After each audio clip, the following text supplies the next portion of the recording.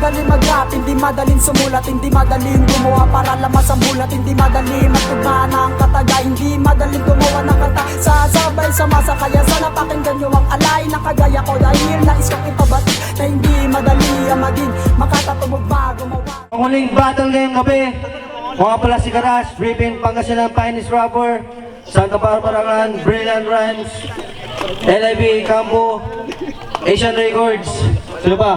Sa lahat ng tropa, shoutout nga pala kay Poison 13, kay Batigas, Gerald M, Kay Saito na Pumonger. kay 1GC, maraming salamat sa bisita natin all the way from Bataan. Bataan po kami. Hoy, sa kanan ko, galing pa ng Dagupan, Ribbon, Public Army Records, magingay, para kay Dentist.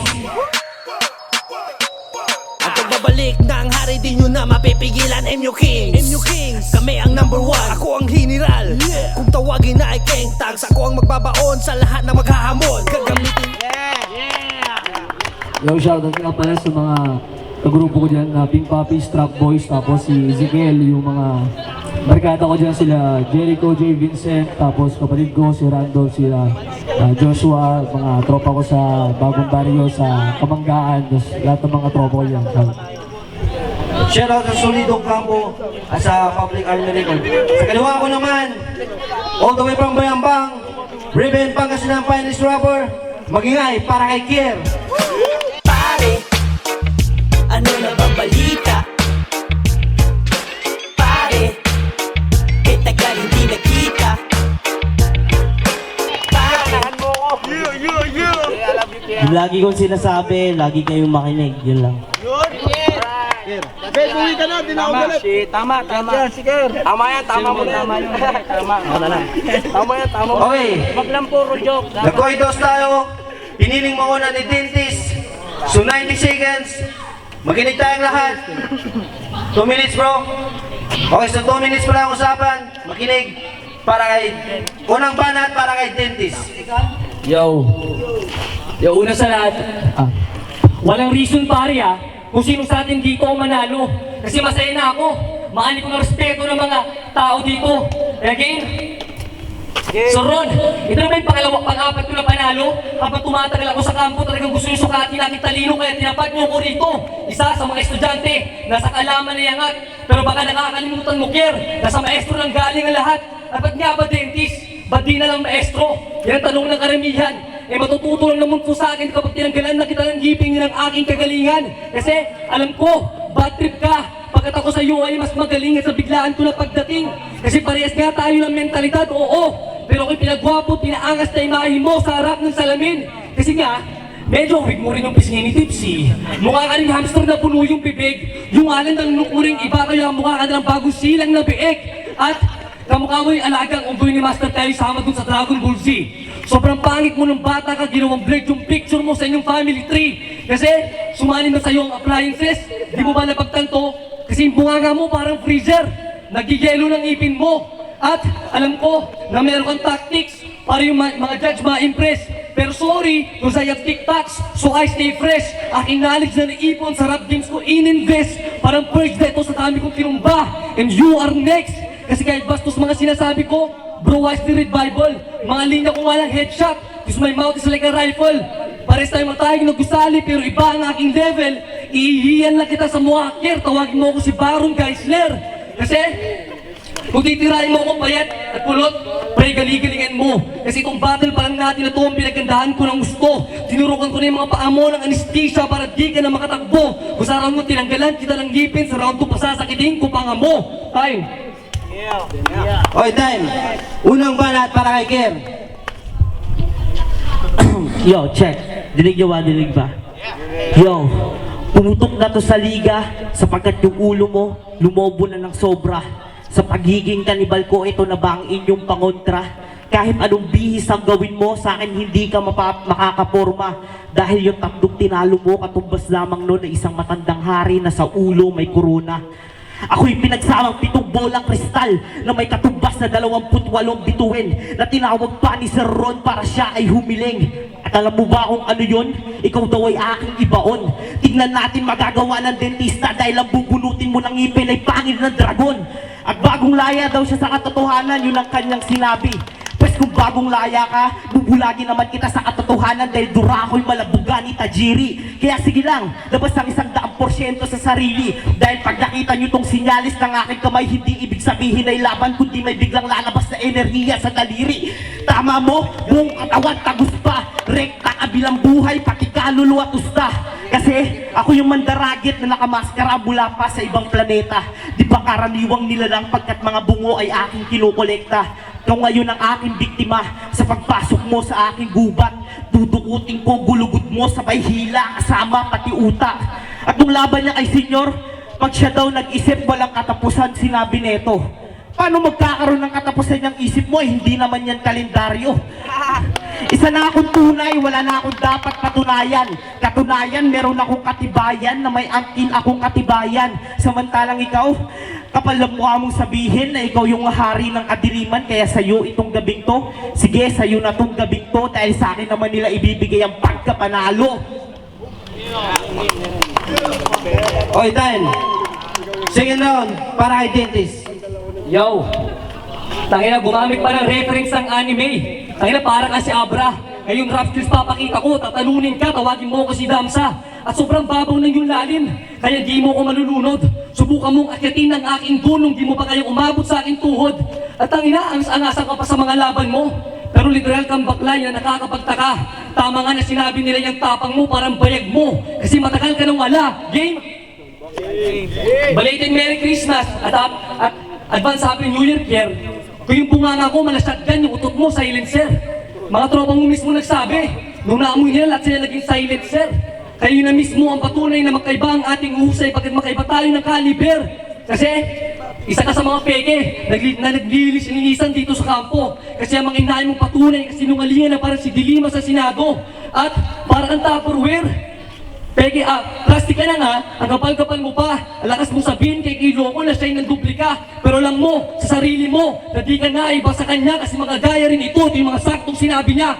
Nung laban mo kay Zeret, sabi niya, nung unang tapa ko sa liga, tinapat niyo ako sa payatot.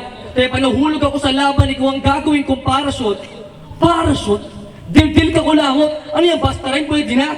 Tawag niya, tugmaang chupepot. Alam mo ba yung parachute? Pag titira ka ng bola, dapat tansyado. Parachute. Ano ba yung mga gusto mo?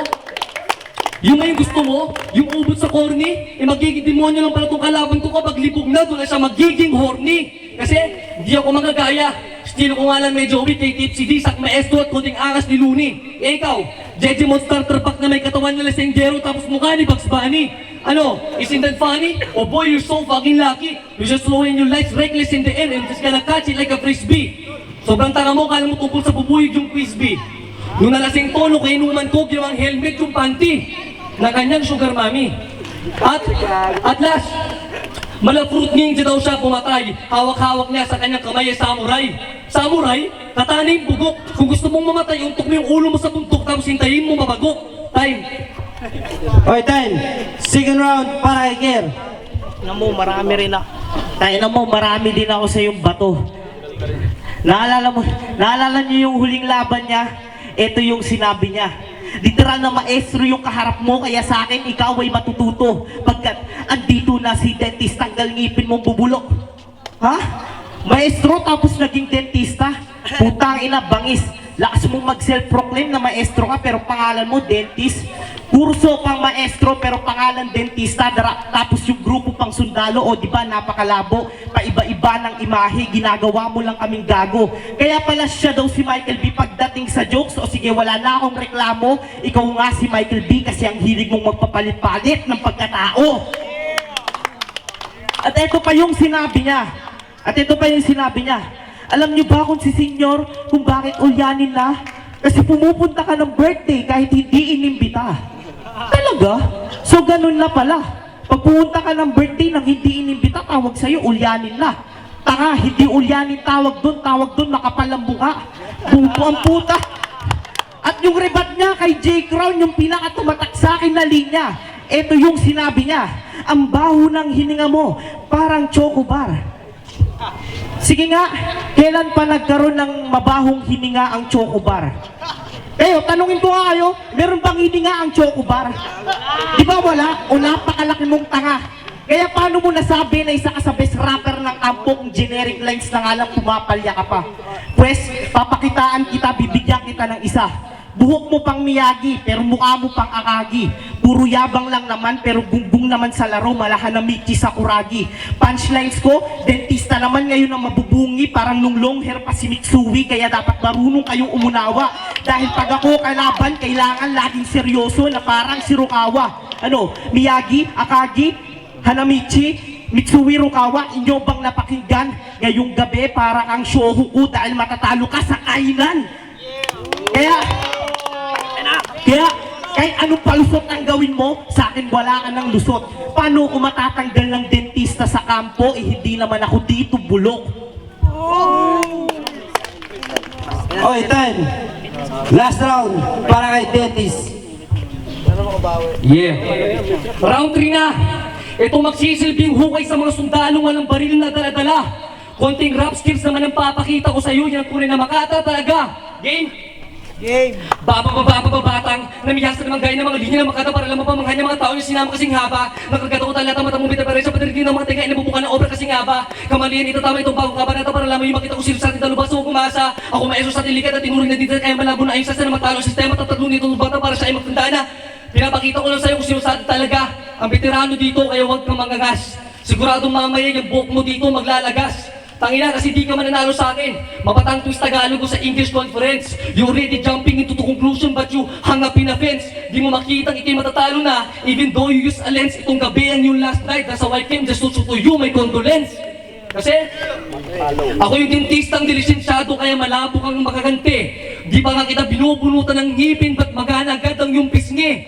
At kung kaya mong gumawa ng ipo-ipo sa baso, kaya kong gumawa ng ipo-ipo sa inidoro. Yung nga lang yung mismong kamay mo ang gagamitin para makagawa ko ng taing tornado. Pero pagkatapos ng dilogyo, babalik yung kamay mo tapos facial scrub mo sa mukha mo, literal ka ng mukhang tae sigurado. Kasi kapag ako tumawag, sabak sa tenga, ganyan ako kumontak. Magmamarka yung mga linya sa ulo mo na parang poknat. Kasi pag ako nagpatawa dito, natural na yan pagkat ako ay komedyan. Pare-pares naman tayo dito mukhang Pilipino, bakit yung bayag mo Nigerian? Kasi, di ka man...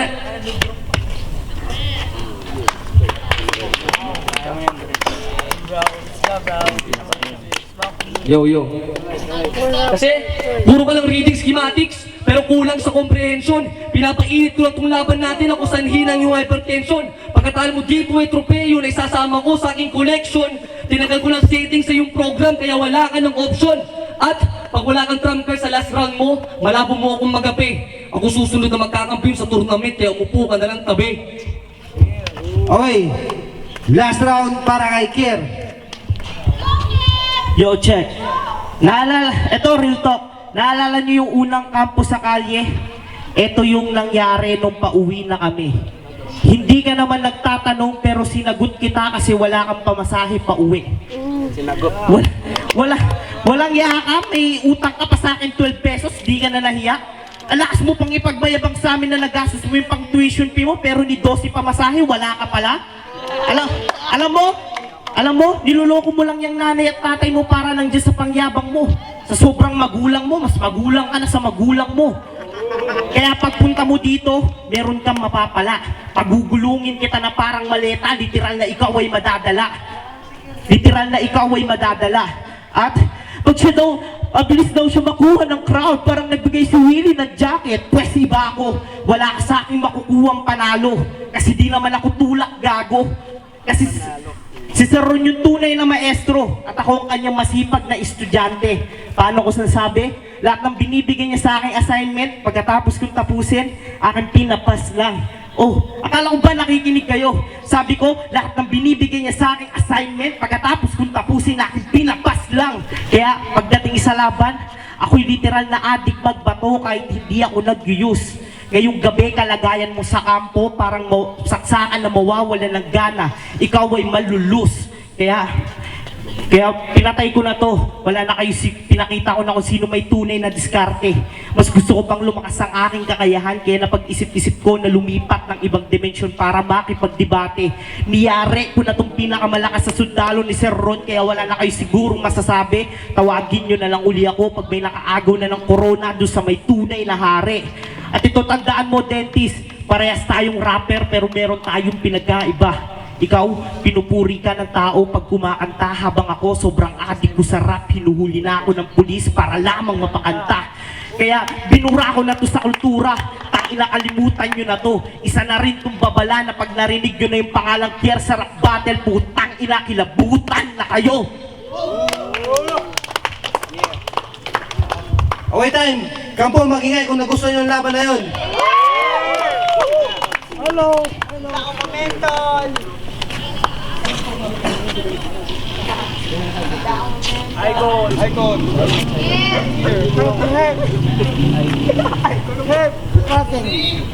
Okay. Shoutout nga pala kay Poison 13, kay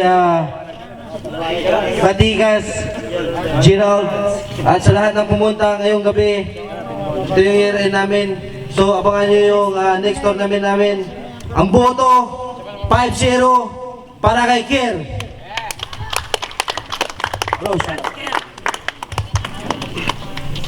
Salamat sa lahat ng pumunta, sa lahat ng nakinig ng maigi. Yun lang, salamat.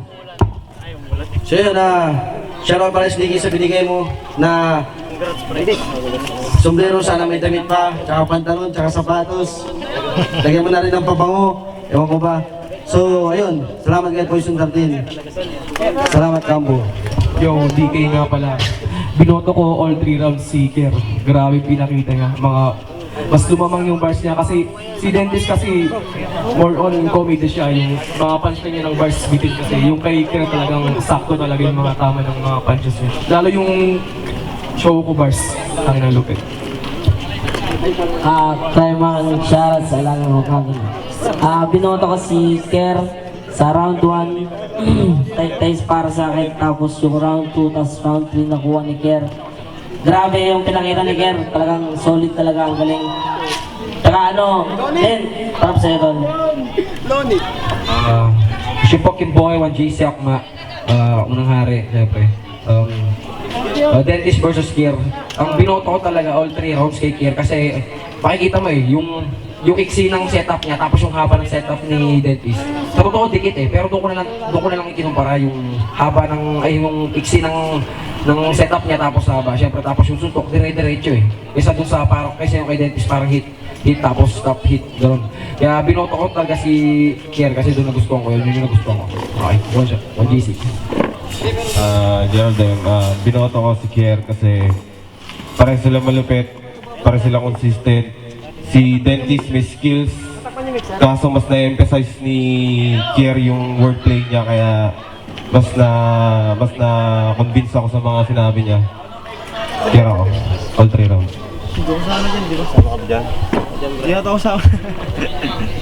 Kay Kier ako, kay Kier.